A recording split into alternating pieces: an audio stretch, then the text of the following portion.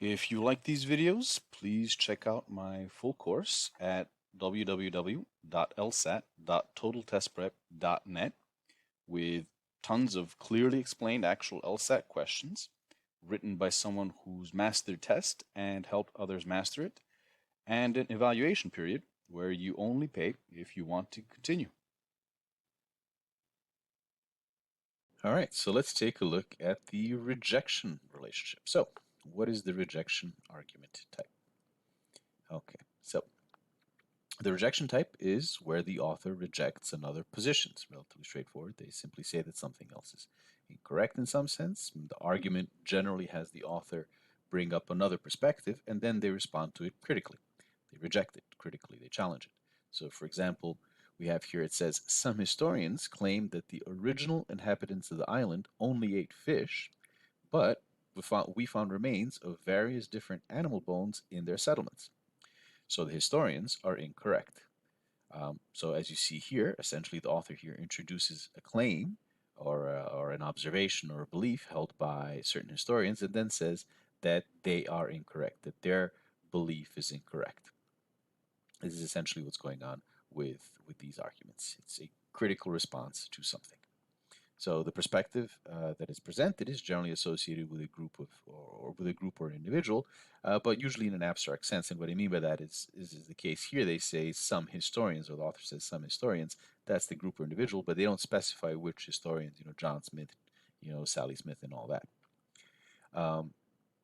And also the opposing perspective can be any of the previous types. In this case, this is a characterization because the historians say, if historians are giving a sort of essential or important characteristic of the original inhabitants, that they only ate fish, and that's the perspective that's introduced. Here the author simply says that, or you can think of it as the author saying that characterization is incorrect.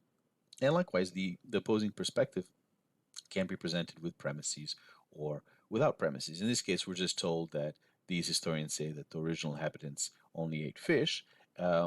This argument could be made a little bit more complex by saying the historians claim that the original inhabitants, only ate fish because their mythology only talks about fish, or because their oral history has only fish recipes, etc. It could do that, or as is the case here, it may simply just present a particular perspective or a particular claim.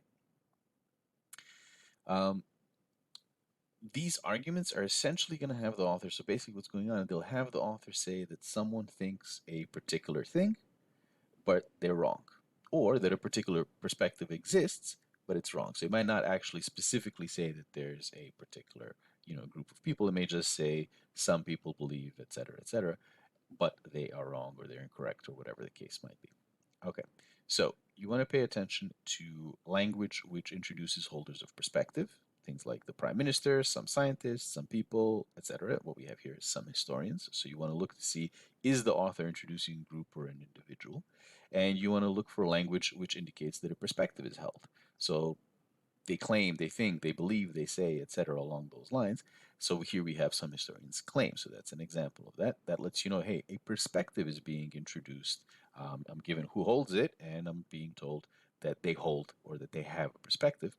And you also want to be on the lookout for language which indicates opposition or challenge. So things like but, yet, however, etc. And here we have but. So the historians claim they only ate fish, but we found various different animal bones, etc.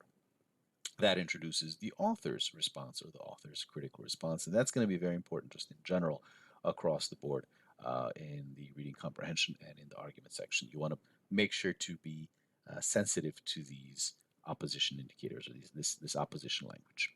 And this type involves both causal and constitutive reasoning because it's simply a rejection of one of the previous types of arguments that we've gone over. So you'll see, it can talk about causal relationships. It might say that a particular explanation for something is wrong.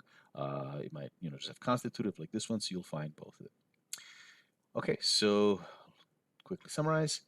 The rejection type arguments have the author respond critically to an opposing perspective that they introduce.